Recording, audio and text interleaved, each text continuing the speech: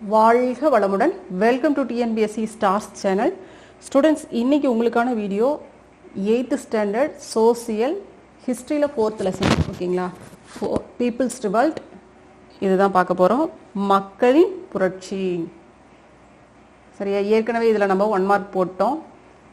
இன்றைக்கி வந்து நம்ம 2 மார்க்லேயும் போட்டோம், 2 கொஷின் போட்டோம். அதுக்கப்புறம் ஒரு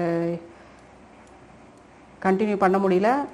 ஓகே, அதனால் இன்றைக்கி தொடர்ந்து நம்ம 2 மார்க் ஃபஸ்ட் கொஷின்லேருந்தே பார்த்துருவோம்.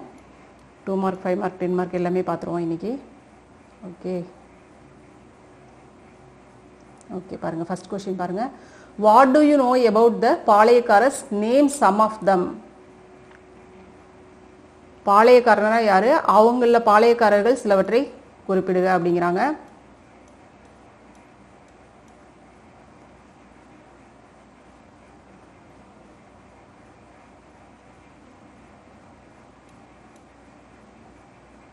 பாருங்க, first question. Palayakkarar was the holder of a territory or a Palayam.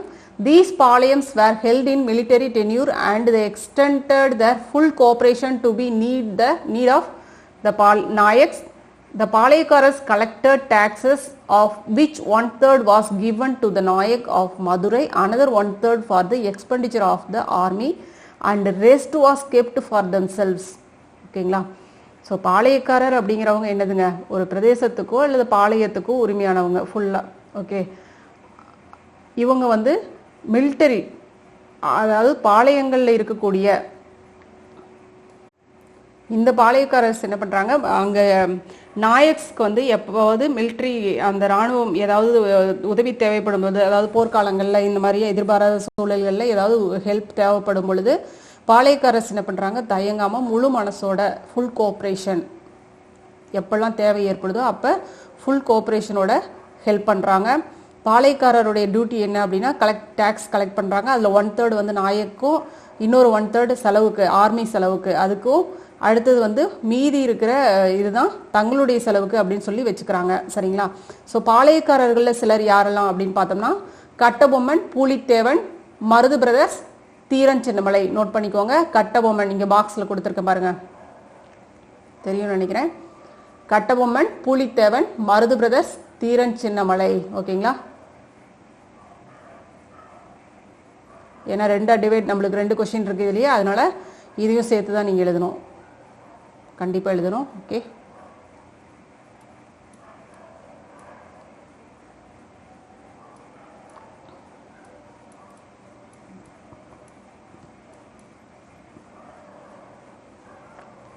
Next question பாருங்க. What was the part of Velu Nachiyar in the Palayakkarar revolt? வேலுநாச்சியாருடைய பார்ட் என்ன? பாளையக்காரர் ரிவால்ட், அதாவது பாளையக்காரர்களுடைய புரட்சி இருக்கு இல்லையா, அதில் வேலுநாச்சியாருடைய அந்த பங்களிப்பு என்ன அப்படின்னு கேட்குறாங்க. ஸோ பார்க்கலாம்.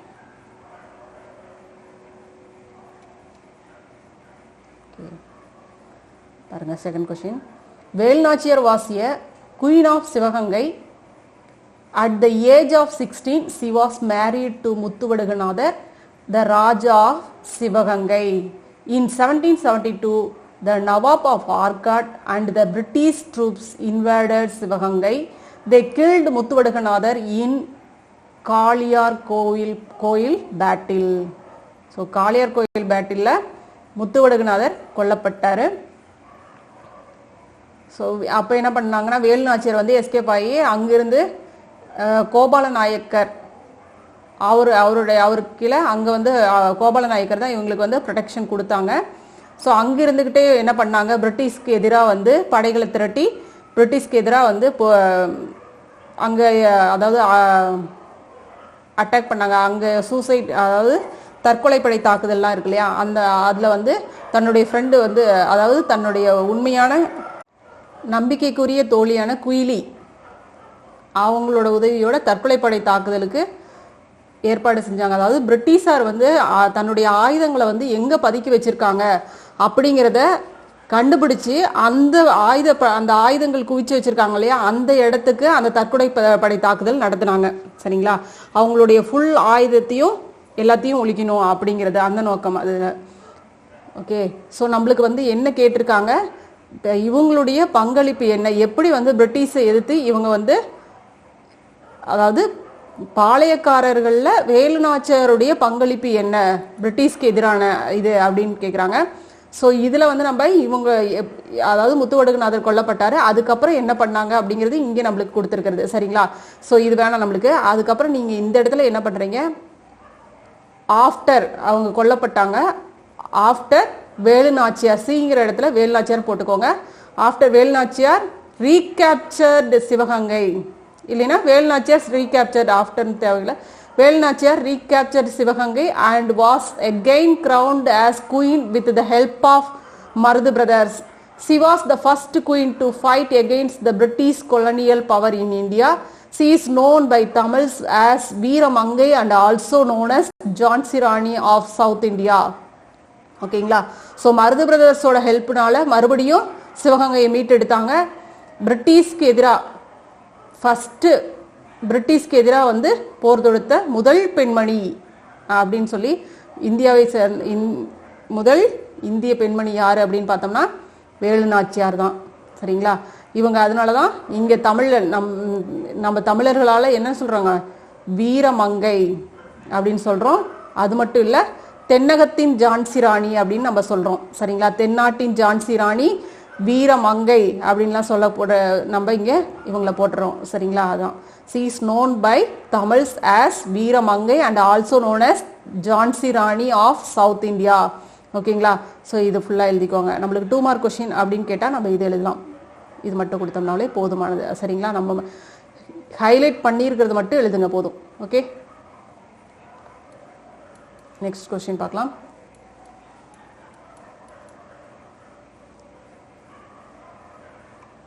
Who were the leaders of பாளையக்காரர் confederacy in South Indian rebellion?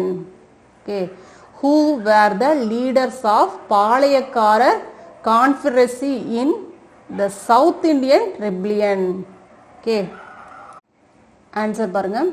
அதாவது சவுத் இந்தியன் ரெபிலியனில் யாரெல்லாம் வந்து பாளையக்காரர்களில் யாரெல்லாம் லீடராக இருந்தாங்க அப்படின்னு பார்த்தோம்னா, Marudhu Pandiyar of Sivaganga, Gopala Nayak of Dindigul, Kerala Varma of Malabar and Krishnappa Nayak and Dhoondaji of Mysore. Okay, so இதெல்லாம் 1 by 1 போட்டு எழுதிக்கோங்க. யாரெல்லாம் பாளையக்காரர்களில் யாரெல்லாம் வந்து இதில் இவங்களுக்கு எதிராக லீடராக இருந்தாங்க அப்படிங்கிறதான். சரியா? Marudhu Pandiyar of Sivaganga, Gopala Nayak of Dindigul, Kerala Varma of Malabar and Krishnappa Nayak and Dhoondaji of Mysore. 2 பேருமே Mysore. Okay,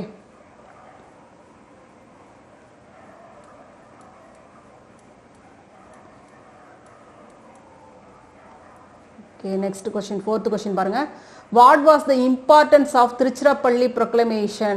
Very very important question. Okay, what was the importance of Tiruchirappalli proclamation? Okay, Tiruchirappalli பிரகடனம், திருச்சிராப்பள்ளி பிரகடனத்தின் முக்கியத்துவம் என்ன அப்படிங்கிறதா கொஸ்டின். ஆன்சர் பாருங்க. இது எப்போ அப்படின்னு பார்த்தோம்னா 1801. ஓகேங்களா? திருச்சிராப்பள்ளி ப்ரொக்ளமேஷன் 1801 இயர் கண்டிப்பாக போட்டுக்கோங்க. The Marudhu Pandiyas issued a proclamation of independence called Tiruchirappalli proclamation in June 1801. ஓகேங்களா? ஸோ சுதந்திர பிரகடனம் அப்படின்னு சொல்லி அறிவிச்சாங்க. சரிங்களா? The proclamation of 1801 was the first call to the Indians to unite against the British. ஓகேங்களா? இந்தியர்கள் அனைவரும் பிரிட்டிஷ்க்கு எதிராக ஒன்றுபடணும் அப்படிங்கிறது தான் இதனுடைய முக்கியமான நோக்கமாக இருந்துச்சு. A copy of proclamation was pasted on the walls of the Nawab's palace in the fort of Trichy and another copy was placed on the walls of the Vaishnava temple at Srirangam. Thus, Marudhu brothers spread the spirit of opposition against the English everywhere. So இதுக்கு அதாவது எல்லாருமே இந்தியர்கள் அனைவருமே இவர்களுக்கு எதிராக நம்ம ஒன்றுபடணும், ஒன்று கூடி இவர்களை எதிர்க்கணும் அப்படிங்கிற மாதிரியான அந்த ஒரு நோட்டீஸ் வந்து எல்லாம் இந்த மாதிரியான இடங்கள்ல ஒட்டினாங்க. சரிங்களா? ஸோ எங்கெல்லாம் ஒட்டியிருக்காங்கன்னா நவாபுடைய பேலஸான அந்த ஃபோர்ட் திருச்சியில் இருக்கக்கூடிய அந்த ஃபோர்ட்லேயும், இன்னொரு காப்பி எங்கே ஒட்டியிருக்காங்க வைஷ்ணவா டெம்பிள் ஸ்ரீரங்கமில் இதுலேயும் ஒட்டினாங்க. அந்த நோட்டீஸ்லாம் வந்து அங்கேயும் கொண்டு போய் அந்த அங்கே இருக்கக்கூடிய சுவர்கள் எல்லாத்துலேயும் நோட்டீஸ் ஒட்டப்பட்டது. ஸோ இதுதான் வந்து இவங்க வந்து ஃபுல்லாகவே பிரிட்டிஷ்க்கு எதிராக ஃபுல்லாகவே ஸ்ப்ரெட் பண்ணாங்க. அங்கே வந்து மக்கள் அங்கே இருக்கக்கூடிய மக்களுக்கு எல்லாத்துக்குமே விழிப்புணர்வு ஏற்படுத்தினாங்க, இந்த மாதிரி அவங்களுக்கு எதிராக நம்ம செயல்படணும் அப்படின்ட்டு. ஸோ அதுதான் இங்கே திருச்சிராப்பள்ளி ப்ரொக்ளமேஷனுடைய இம்பார்ட்டன்ஸ். ஓகேங்களா. நெக்ஸ்ட் கொஸ்டின் பாருங்க, 5th question. Bring out the effects of the Vellore revolt. வேலூர் புரட்சின்னு சொல்லுவோம் தமிழில், வெள்ளூர் ரிவால்ட். ஓகே, ரொம்ப ரொம்ப இம்பார்ட்டன்ட் கொஸ்டின் தான். Bring out the effects of the Vellore revolt பார்க்கலாம். ஸோ வெள்ளூர் ரிவால்ட் பாருங்க. The new methods and uniform regulations were withdrawn. ஓகேங்களா. ஸோ அதனால தானே இங்கே வெள்ளூர் ரிவால்ட்டே வந்துச்சு. ஸோ அதனால இவங்க என்ன பண்ணிக்கிட்டாங்க, வித்ட்ரான் பண்ணிக்கிட்டாங்க. அந்த மெத்தடில் அந்த டர்பன் தலையில் கட்டுற அந்த இது அவங்களுக்கும் அனுமதி கொடுக்கல இல்லையா. ஸோ அந்த மாதிரியான இதெல்லாம் இவங்க வித்ட்ரான் பண்ணிக்கிட்டாங்க. த நியூ மெத்தட்ஸ் ஆஃப் இந்த லெசனை நீங்கள் ஃபுல்லாக கோத்ரூ பண்ணிங்கன்னா தான் உங்களுக்கு வந்து ஒரு ஐடியா கிடைக்கும். சரிங்களா. இது வந்து நான் ஏற்கனவே வந்து தமிழ் அதாவது டிஎன்பிஎஸ்சிக்கு நம்ம ஓரளவுக்கு எல்லாம் பண்ணியிருப்போம். பட் இவங்க எல்லாருமே ஸ்கூல் ஸ்டூடெண்ட்டுக்கு அந்த அளவுக்கு யாருமே இம்பார்ட்டன்ஸ் கொடுக்கறதில்ல. லெசனுக்கு கொஷின் மட்டும் தான் கேட்குறீங்க அப்படிங்கிறதுனால தான் நான் வந்து லெசனே இதுக்கு எடுக்கிறதே இல்லை, கொஷின் மட்டும் போட்டுட்டு வந்துட்டுருக்கேன். சரிங்களா. ஸோ இதில் என்ன அப்படின்னா, இதில் வந்து வெள்ளூர் ரிவால்ட் வந்ததுக்கான காரணம் என்ன அப்படிங்கிறது நம்ம டீட்டெயில் கொஷினில் பார்க்கலாம். அப்போ பார்க்கும்பொழுது உங்களுக்கு புரியும். சரிங்களா. ஸோ இது என்னன்னா, the new methods and uniform regulations were withdrawn. The family of Tipu as a precautionary measure was sent to Calcutta. சரிங்களா. ப்ரிகாஷனரியா இவங்க திப்புவோட ஃபேமிலி எங்கே அனுப்பிச்சிட்டாங்க, கல்கத்தாக்கு. ஓகேங்களா. William Cavendish Bentinck was removed from his service. William கேவண்டிஸையும் பதவியில் அதாவது நீக்கிட்டாங்க. சரிங்களா. William Cavendish Bentinck removed from his service. Okay. So இதுதான் எஃபெக்ட்ஸ் ஆஃப் த வெள்ளூர் ரிவால்ட்டோடைய எஃபெக்ட். நெக்ஸ்ட் கொஸ்டின் பாருங்க. What was the immediate cause of the revolt of 1857? So immediate cause என்னவா இருந்துச்சு 1857ல் நடந்த அந்த புரட்சிக்கு காரணம்? இமீடியட் காஸ் என்ன? ஸோ 1857 ரிவால்ட்டுக்கு இமீடியட் காஸ் என்ன அப்படின்னு பார்த்தோம்னா, the immediate cause was the introduction of new Enfield rifles in the army. Okay, புதிய ரக அந்த துப்பாக்கி அறிமுகப்படுத்தினாங்க. அதில் என்ன பண்ணியிருக்காங்க, the top of the cartridge of this rifle was to be removed by the mouth before loading it in the rifle. அதை நிரப்புறதுக்கு முன்னாடி அதை பற்களால் கடிச்சு அதுக்கப்புறம் தான் அதை வந்து அதை மேலூரி அதை ரிமூவ் பண்ணிவிட்டு அதுக்கப்புறம் தான் அதை ஃபில் பண்ணுற மாதிரி இருந்துச்சு. The cartridges were greased by the fat of pig and the cow. The Indian Sepoys believed that the British were deliberately attempting to spoil the religion of both the Hindus and the Muslims, because while the Hindus revere the cow and the Muslims hated the pig, the soldiers therefore determined to refuse their service and ultimately revolted. Thus the primary and the immediate cause of the revolt was the use of the greased cartridges. Okay, அதில் என்ன தடவப்பட்டிருந்துச்சுங்க, பன்றியின் கொழுப்போ பசுவின் நெய் அந்த இதெல்லாம் தடவப்பட்டிருந்ததுனால என்ன ஆச்சுன்னா, தங்களுடைய மதத்தை இழிவுபடுத்துறதா இவங்க நினைச்சாங்க. ஹிந்து முஸ்லீம் ரெண்டு பேருமே தங்களுடைய மதங்களை இழிவுபடுத்துறதா நினைச்சாங்க. ஏன்னா ஹிந்து வந்து பசுவை வந்து தங்களுடைய புனிதமான இதாக தெய்வமாக வணங்கினாங்க. முஸ்லிம்ஸ் வந்து பன்றியை வெறுத்தாங்க. அதனால வந்து ரெண்டு பேருமே வந்து அதை வந்து ஒரு இதாக நினைச்சாங்க. அதுதான் வந்து நாங்கள் வந்து இந்த சர்வீஸ்லேருந்து நாங்கள் அதாவது இந்த மாதிரி இந்த சர்வீஸை ரெஃப்யூஸ் பண்ணாங்க. ஸோ இதுதான் இந்த 1857 ரிவால்ட்டுக்கு வந்து உடனடியான காரணமாக இருந்துச்சு. ஓகேங்களா. ஸோ இது ரொம்ப முக்கியமான question, very very important question, பார்த்துக்கோங்க. இந்த லெசனே ரொம்ப இம்பார்ட்டன்ட்பா. What do you know about the Pulithevar? பூலித்தேவர் பற்றி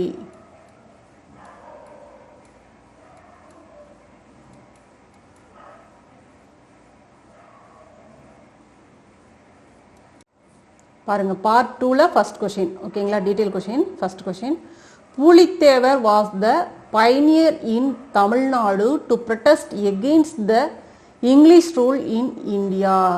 ஸோ ஆங்கிலேயர்களை அதாவது பிரிட்டிஷை எதிர்த்ததில் ஃபஸ்ட்டு எதிர்த்ததில் பாளையக்காரர்களில் எதிர்த்ததில் மிக முக்கியமானவர். ஃபஸ்ட்டு எதிர்த்தது அப்படின்னு பார்த்தோம்னா யாருன்னு பார்த்தோம்னா பூலித்தேவர் தான்.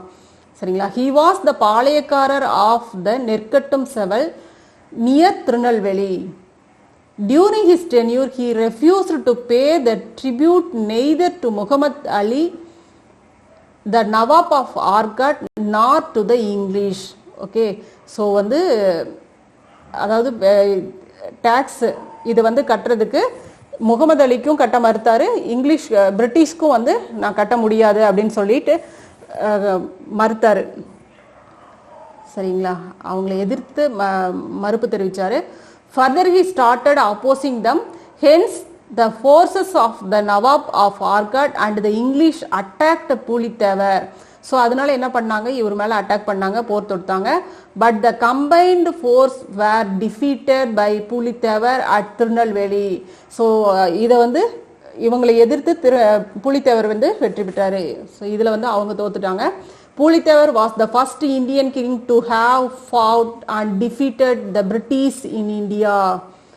ஸோ அவர்களை எதிர்த்து வெற்றி பெற்றதில் முதல் இந்தியர் அப்படின்னு சொல்லப்படுறவர் Pulithevar. After this victory Pulithevar attempted to form a league of Palayakkarars to oppose the British and the Nawab. So என்னன்னா இவங்களை மறுபடியும் வந்து எப்படியும் வந்து தோத்து போனவங்க மறுபடியும் அட்டம் பண்ணுவாங்க இல்லையா, இவர் மறுபடியும் அட்டம் பண்ணுவாங்க. அதனால வந்து இவர் என்ன பண்ணாரு, பாளையக்காரர்களுடைய கூட்டமைப்பை இவங்களுக்கு எதிராக வந்து நம்ம பிரிட்டிஷ்க்கும் நவாப்க்கும் எதிராக வந்து போர் தொடுக்கிறதுக்காக பாளையக்காரர்களுடைய கூட்டமைப்பு அவங்களுடைய ஆதரவை நல்கினாரு. இன் 1759 நெற்கட்டும் Seval was attacked by the forces of Nawab of Arcot under the leadership of Yusuf Khan. Pulitevar was defeated at Andanallur and the Nawab forces captured Nerkattam Seval in 1761. So இதில் வந்து அவர் வந்து இவங்க தான் இது பண்ணாங்க. இவங்க வந்து நெற்கட்டம் செவலை கைப்பற்றிட்டாங்க யூசப் கானுடைய தலைமையில் ஆர்காட் நவாப். Pulitevar, who lived in exile, recaptured Nerkattam Seval in 1764. Later, he was defeated by Captain Campbell in 1767. மறுபடியும் இவருக்கு நெற்கட்டும் செவலை கைப்பற்றினாரு. ஆனால் மறுபடியும் அதுக்கப்புறம் கேப்டன் கேம்பலால் மறுபடியும் 1767 மறுபடியும் அவங்க கிட்ட தோத்து போயிட்டாரு. Pulitevar escaped and died in exile without fulfilling his purpose, although his courageous trail of a struggle for independence in the history of South India. Okay, so அதுக்கப்புறம் இவர் எஸ்கேப் ஆகி அங்கே இறந்து போயிட்டாரு. ஆனால் இவருடைய பர்பஸ் என்னதுங்க, அந்த பர்பஸ் வந்து நிறைவேறாமலேயே அவருடைய இது முடிஞ்சிருச்சு. ஆனால் வந்து ஒரு கரேஜ், அதாவது துணிச்சலாக இவங்களை எதிர்த்து சுதந்திரத்துக்காக எதிர்த்த முதல் இந்தியர் அப்படின்னு வரலாறு இன்னைக்கு போற்றப்படுது. சரிங்களா, சவுத் இந்தியாவில் எதிர்த்த முதல் இந்தியர். ஓகே, ஸோ இது ஃபுல்லாக எழுதிக்கோங்க. நெக்ஸ்ட் பார்க்கலாம்.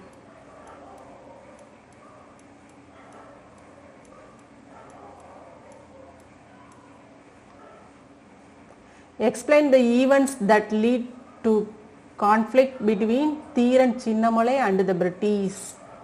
ஓகே, தீரன் சின்னமலைக்கும் பிரிட்டிஷ்க்கும் அதாவது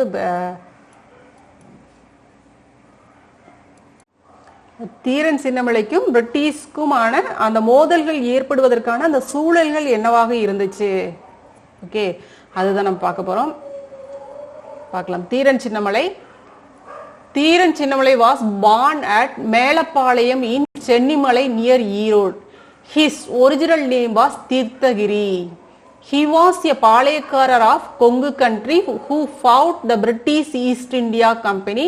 The Kongu country comprising Salem, Coimbatore, Karur and Tindikkal formed a part of the Nayak kingdom of Madurai but had been annexed by the Odayars of Mysore. After the fall of the Odayars, these territories along with Mysore were controlled by the Mysore Sultan.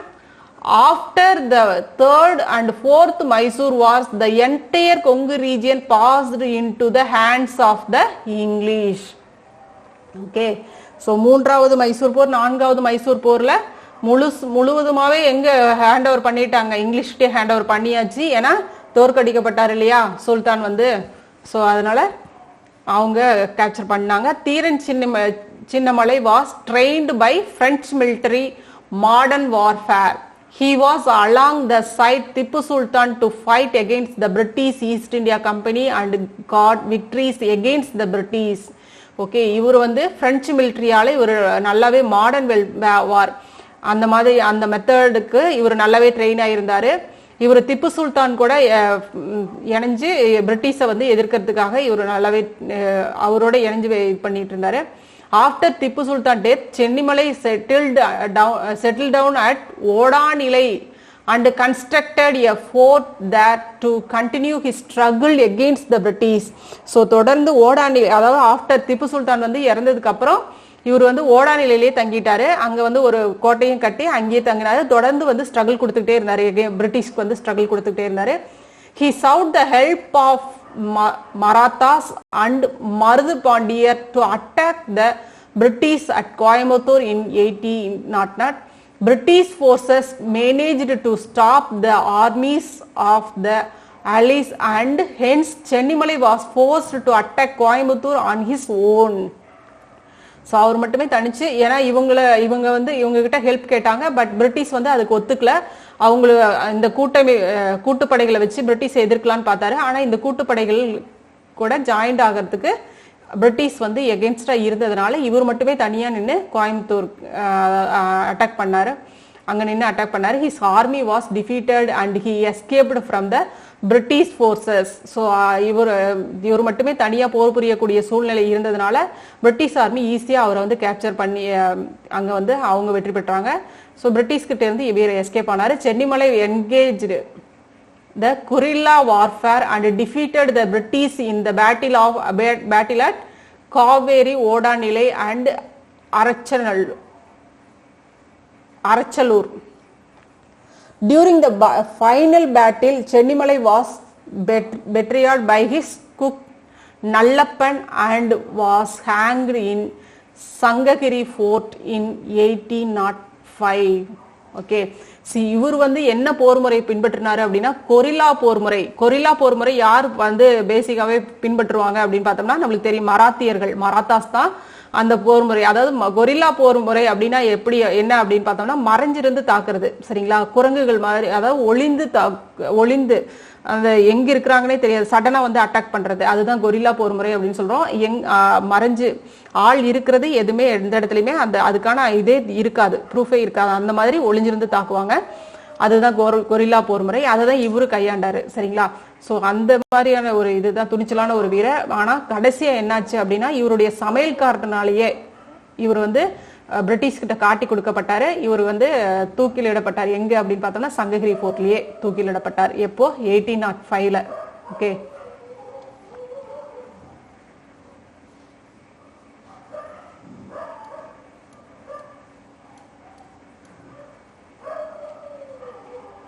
what were the causes for the great revolt of 1857?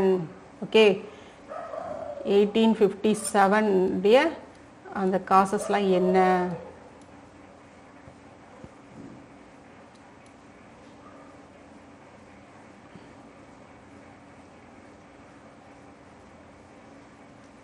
causes of the revolt 1857. okay, so இந்த 1857 அந்த போருக்கான காரணங்கள் என்னவா இருந்துச்சு, ஏன் வந்து இந்த போர் தொடங்கினாங்க?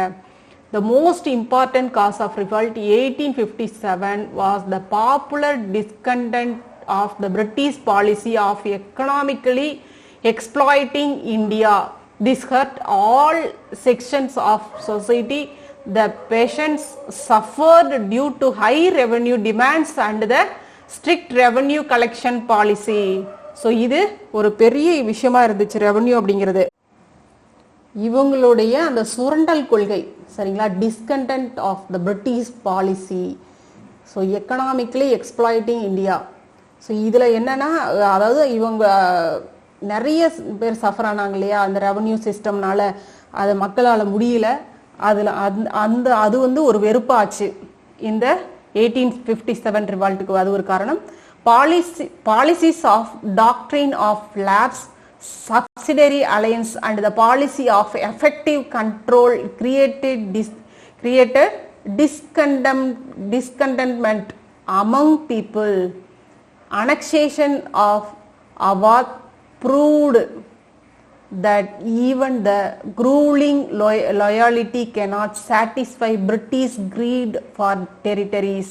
ஸோ என்னதுங்க, அந்த வாரிசு இழப்பு கொள்கை, சப்சிடரி அலையன்ஸ் துணைப்படை திட்டம், இது எல்லாம் இவங்களுடைய கொள்கைகள் எல்லாமே எப்படி இருந்துச்சுங்க, அவங்களுடைய இதை வந்து விரிவுபடுத்திக்கணும் அப்படிங்கிற நோக்கத்துக்காக மட்டுமே இருந்துச்சு ஒழிய இங்க இருக்கக்கூடிய மக்களுடைய வெல்த் எதுவுமே அவங்க வந்து கன்சிடர் பண்ணவே இல்லை. அதே மாதிரி அயோத்தியை வந்து இவங்களுடைய அவாத் ப்ரூவ்டு தட் த அதாவது அந்த எல்லா கொள்கைகளுமே இவங்களுக்கு ஃபேவராகவே பண்ணிக்கிட்டாங்க. பிரிட்டிஷ்க்கு ஃபேவராக பண்ணது மக்களிடையே அது வந்து ஒரு வெறுப்புணர்ச்சி ஏற்படுத்துச்சு.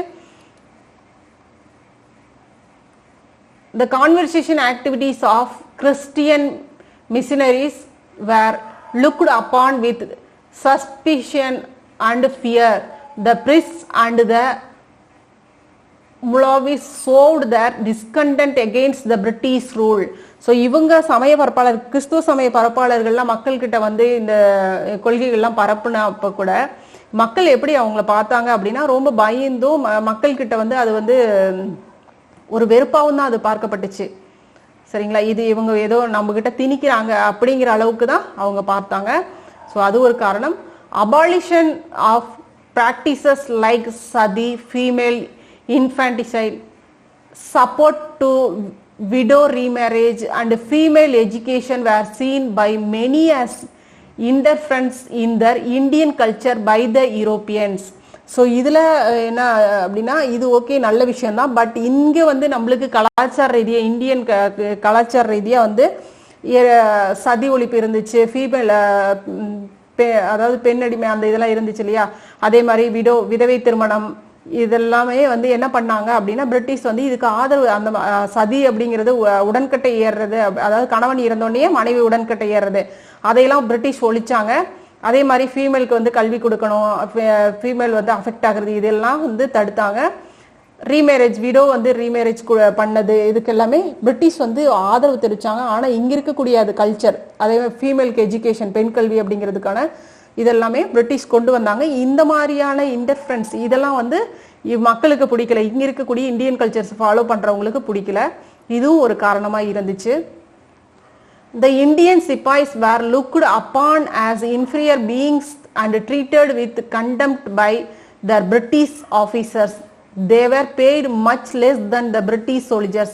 All avenues of the promotion were closed to them, as all the higher army posts were reserved for the British. So British சிப்பாய்கள், இந்தியன் சிப்பாய்ஸ் வேற வந்து பிரிட்டிஷ் சிப்பாய்ஸ் அவங்கள விட இவங்க வந்து கீழே தான் வச்சு பார்க்கப்பட்டாங்க. அதாவது ப்ரமோஷன் எதுவாக இருந்தாலும் இவங்களுக்கு எதுவுமே கிடைக்கிறது இல்லை. அதே மாதிரி ஹையர் லெவலில் இவங்க எல்லாமே, அதாவது பதவி உயர்வு கொடுக்கணும் அப்படின்னாவே எல்லாமே பிரிட்டிஷ்க்கு தான் போச்சு, பிரிட்டிஷ் சிப்பாய்ஸ்க்கு அவங்களுக்கு தான் போச்சு ஒழிய இந்தியன் சிப்பாய் வந்து எல்லாத்துலேயுமே வந்து கீழேயே வச்சு பார்க்கப்பட்டாங்க. அவங்களுக்கு வந்து சம்பளமும் வந்து ரொம்ப கம்மியான சேலரி தான் கொடுக்கப்பட்டுச்சு. ஸோ இதெல்லாமே வந்து ஒரு பெரிய ரீசனாக இருந்துச்சு இந்த 1857 ரிவால்ட்டுக்கு. ஓகேங்களா, ஸோ புரிஞ்சுக்கோங்க, புரிஞ்சுக்கிட்டிங்கன்னா ஈஸியாக தான் இருக்கும் எழுதுறது. ஓகேங்களா, ஸோ ஃபஸ்ட்டு இதில் என்னது அப்படின்னு பார்த்தோம்னா, டேக்ஸு மிக ஒரு முக்கியமான விஷயம் பார்க்கப்படுறது என்னதுங்க, ரெவன்யூ தான். இதில் பார்த்தோம்னா இதில் அப்படின்னு பார்த்தோம்னா இந்த பாலிசிஸ், ஓகேங்களா, டாக்டரின் ஆஃப் லேப்ஸ், சப்சிடரி அலையன்ஸ், இது ரெண்டு போட்டது மக்களுக்கு வந்து அது பிடிக்கல. அதே மாதிரி அயோத்தி அது வந்து இணைச்சதும் இவங்களுக்கு பிடிக்கல. அதே மாதிரி இங்கே வந்து பார்த்தோம்னா கிறிஸ்டியன்ஸ் அவங்களுடைய அந்த கொள்கைகள் அந்த இதெல்லாம் பரப்புனது வந்து இவங்க அதை பார்த்து மக்கள் வந்து பயந்தாங்க. ஸோ இது வந்து நம்மளுக்குள்ளார திணிச்சிருவாங்களோ அப்படின்ட்டு பயந்தாங்க. அதே இங்கே பார்த்தோம் அப்படின்னா சதி, இந்த ஃபீமேல், அதாவது பெண்களுக்கு வந்து ஃபேவரா வந்து பிரிட்டிஷ் வந்து ஓரளவுக்கு எல்லாமே நல்லா பண்ணாங்க. பட் இந்தியன் கல்ச்சருக்கு வந்து அது நம்ம கலாச்சாரத்தில் அது வந்து ஃபாலோ பண்ணாதனால இவங்களுக்கு வந்து அது புதுசா பட்டதுனால இதுவும் ஒரு காரணமா இருந்துச்சு அவங்க எதிர்க்கிறதுக்கு. இங்க பார்த்தோம்னா சிப்பாய்ஸ்க்கு வந்து இங்க இந்தியன் சிப்பாய்ஸ் வந்து பிரிட்டிஷை விட கீழேயே மதிக்கப்பட்டாங்க. பதவி உயர்வா இருந்தாலும் சரி, சேலரியா இருந்தாலும் சரி, எல்லா விஷயங்கள்லையுமே இவங்க கீழேயே வச்சு பார்க்கப்பட்டாங்க. ஸோ இது எல்லாம் தான் 1857 ரிவால்ட்டுக்கு ஒரு பெரிய ரீசனா இருந்தது. ஓகேங்களா? நெக்ஸ்ட் பாருங்க, what were the causes for the failure of the revolt of 1857. So failure 1857 revolt failure ஆச்சு. ஸோ என்ன காரணம்? ஃபர்ஸ்ட் இது ஸ்டார்ட் ஆனதே காரணம் 1857 ரிவால்ட் வந்து எதுக்கு தொடங்கினாங்க அப்படின்னு பார்த்தோம்னா, இங்க அதுக்கான தொடக்கம் எங்க ஆரம்பிச்சிச்சு அப்படின்னு பார்த்தோம்னா 1807ல அந்த இது வந்து அங்க ஏற்பட்ட அந்த தாக்கம் அது அப்படியே லைட்டா தொடர்ந்துகிட்டே வந்துச்சு. அதுக்கப்புறம் தொடர்ந்தது தான் இங்கே ஆரம்பிச்சாங்க. பட் இதுவும் ஏன் வந்து ஃபெயிலியர் ஆச்சு அப்படின்னு பார்க்கலாம் பாருங்க. The causes for the failure of the revolt. என்னென்ன காசஸ் ஃபெயிலியர் ஆகிறதுக்கான காரணம் என்ன அப்படின்னு பார்த்தோம்னா, lack of organisation, discipline, common plan of action, centralised leadership, modern weapons and techniques. Okay, என்ன அப்படின்னா என்ன சொல்றாங்க, இது எல்லாமே நம்ம இந்தியன் சிப்பாய்ஸ் கிட்ட இல்லாம போனது காரணம். சரிங்களா? So lack of organisation, discipline, common plan of action. So ஒரு அதாவது ஒரு கழகத்தில் ஒரு பிரிட்டிஷ்க்கு எதிராக நம்ம இப்போ வந்து போர் தொடுக்கிறோம் அப்படின்னா அங்கே ஒரு சரியான பிளான் இருக்கணும், ஒரு காமன் ஆர்கனைசேஷன். நீங்கள் எல்லாருமே ஒன்று திரண்டு நம்ம அவங்களுக்கு எதிராக போர் தொடுக்கிறோம் அப்படின்னா ஒரு சரியான பிளான் இருக்கணும் இல்லையா? அது ஒரு தலைமை தாங்கணும். ஒரு குறிப்பிட்ட ஒரு நபர் வந்து அது தலைமை தாங்கி அவங்கள வந்து எடுத்துட்டு போகணும். அந்த இது தலைமை அப்படின்னு ஒரு விஷயம் இருக்கணும் இல்லையா? ஒரு பெரிய போர் அப்படின்னா அந்த இடத்துல தலைமைத்துவம் முக்கியமாக இருக்கணும். ஸோ இந்த மாதிரியான விஷயங்கள்லாம் இங்கே பிளான் பண்ணாமல் சரியான ஒரு வழிகாட்டுதல் இல்லாமல் போனது தான் காரணம். ஸோ வெப்பன்ஸ் இல்லை, டெக்னிக்ஸ் சரியா இல்லை. அதுதான் the rebel leaders were no match to the British generals. Okay, so British படை தளபதிகளுக்கு ஈக்குவலாக நான் இங்கே வந்து பார்த்தோம்னா நம்மளுடைய லீடர்ஸ் ஒரு சாதாரண மக்களும் வந்து இங்கே போரில் ஈடுபட்டாங்க. அதுதான் இவங்களுக்கு வந்து ஒரு பெரிய drawback. Rani Lakshmi Bai, Tantia Tope and Nana Sahib were courageous but they were not good generals. Okay, courageous okay, ஆனால் குட் ஜெனரல்ஸ், அதாவது ஒரு நல்ல லீடர்ஷிப் அவங்க வந்து இல்லை, நல்ல லீடரை வழிநடத்தக்கூடிய அளவில் ஒரு இதாக இல்லை. சரிங்களா? ஸோ இவங்களுடைய தலைமையில் தான் இந்த புரட்சி நடந்துச்சு. பார்த்தோம்னா ராணி லக்ஷ்மி பாய் அப்படின்னா தாந்தியா தோப், நானா சாஹிப். பட் இருந்தாலும் இந்த தலைமை வந்து சரியாக வழி நடத்தலால்தான். சரிங்களா? எந்த அளவுக்கு அவங்க கிட்ட வந்து ஒரு துணிவு இருந்துச்சோ அந்த அளவுக்கு அவங்க பிளான் இல்லாமல் போச்சு. Non participation of Bengal, Bombay, Madras, western Punjab and Rajputana. Non-participation. Okay, the modern educated Indians did not support the revolts as they believed that only British rule could reform Indian society and modernize it. அதாவது modern educated புதிய சீர்திருத்தவாதிகளை இருந்தாங்க, ராஜாராம் மோகன் ராய் இந்த மாதிரிலாம். So இவங்க என்ன நினைச்சாங்க அப்படின்னா, நம்மளுடைய கலாச்சாரம் எல்லாமே வந்து ரொம்ப மக்கள் வந்து ஒரு அடித்தட்டு நிலையில பின்தங்கிய நிலையில இப்ப பாத்தீங்கன்னா சதி, உடன்கட்டை ஏறுறது, இந்த மாதிரியான வழக்கங்கள்லாம் நிறைய விஷயங்கள் வந்து மக்கள் மூட நம்பிக்கைகள்லாம் வாழ்ந்துட்டு இருந்தாங்களே, அந்த மாதிரியான விஷயங்கள்லாம் பிரிட்டிஷால மட்டும்தான் ரெக்கவர் பண்ணி இந்தியன் சொசைட்டியை வந்து ஒரு மாடர்னைஸா கொண்டு வர முடியும் அப்படின்னு நினைச்சதுனால அவங்க எல்லாம் என்ன பண்ணாங்க, இவங்களுக்கு ஒத்துழைக்க மறுத்துட்டாங்க. சரிங்களா? அதனால அது ஒரு காரணமா இருந்துச்சு. The British manage to get the loyalty of the Sikhs, Afghans and the Gurkha regiments. The Gurkhas actually helped the British in suppressing the revolt. So இவங்க என்ன பண்ணிட்டாங்க, பிரிட்டிஷ்க்கு ஆயுதா ஃபேவரா இருந்துட்டாங்க. The British had better weapons, better generals and good organization. So நம்மளை compare பண்ணும் பொழுது British கிட்ட வெப்பன்ஸும் நல்லா இருந்துச்சு, ஜெனரல்ஸ் தலைமை தாங்கினவங்களும் நல்லா இருந்தாங்க, ஒரு ஆர்கனைசேஷன், குட் ஆர்கனைசேஷனும் இருந்துச்சு, ஒரு நல்ல ஒரு அமைப்பு இருந்துச்சு அவங்க கிட்ட. ஸோ அதனால இந்த போர் வந்து நம்ம வந்து அதாவது ஃபெயிலியர் ஆனதுக்கான காரணம் 1857 ரிவால்ட், இது வந்து ஃபெயிலியர் ஆனதுக்கான காரணம் இது எல்லாம் தான். சரிங்களா? ஒரு நல்ல அதாவது ஒரு ஆர்கனைசேஷன், டிசிப்ளின், அந்த மாதிரி காமன் பிளான் இந்த மாதிரி எதுவுமே இல்லாமல் இருந்தது. டெக்னிக் சரியா இல்லை, வெப்பன்ஸ் நம்ம கிட்ட சரியா இல்லை. அதே மாதிரி இங்க வழிநடத்தக்கூடிய தலைவர்கள் ஒழுங்கா சரியா இல்லை. இங்க இவங்கெல்லாம் ஒரு நான் பார்ட்டிசிபெண்டா இருந்தாங்க. இந்த இடங்கள்ல இவங்கெல்லாம் போர்ல பங்கு பெறல. சரிங்களா, அது ஒரு விஷயமாயிருச்சு. அதுக்கப்புறம் இங்க பார்த்தோம் அப்படின்னா பிரிட்டிஷ், அதாவது இங்க இருக்கக்கூடியவங்களே ஒரு நல்ல எஜுகேட்டடா இருக்கிறவங்களே பிரிட்டிஷ் வந்து ரூல் பண்ணா நம்மளுடைய இந்தியா வந்து நல்ல இன்னும் வந்து டெவலப் பண்ணி நல்லா கொண்டு வரலாம் அப்படிங்கிறது அவங்களோட கருத்தா இருந்தது. அது ஒரு விஷயம். இவங்க பங்கு பெறல போர்ல.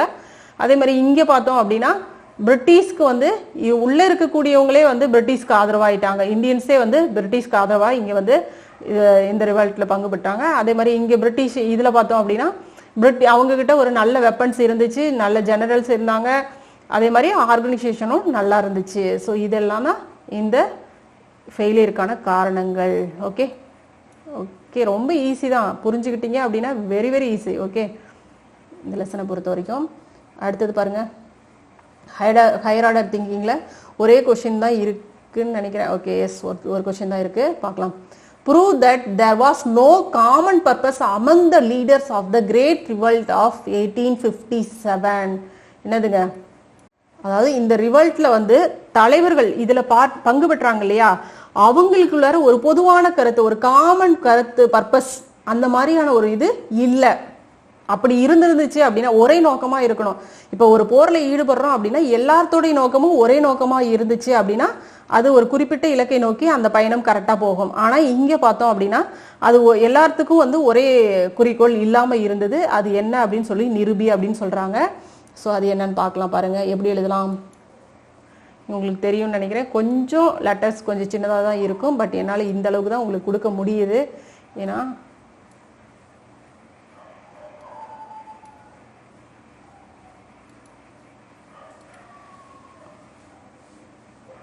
ஓகே, இப்போ சரியா தெரியும்னு நினைக்கிறேன். பாருங்க, த revolt did not have the அவை பண்ணியிருக்காங்க அப்படிங்கிறத நான் ஒரு வீடியோ உங்களை பண்ணிடுறேன். ஓகேங்களா, ஒரு சப்ஜெக்டாகவே தனித்தனியாகவே கொடுத்துட்றேன் நான். ஓகே, கொஷின்ஸ் அவ்வளோதான். இதில் பார்த்தோம்னா நம்மளுக்கு இதோட வந்து ஃபர்ஸ்ட் டேர்ம் முடிஞ்சுது. ஓகேங்களா, ஃபர்ஸ்ட் டேர்முக்கு 4 லெசன். ஓகேம்மா, தேங்க்யூ.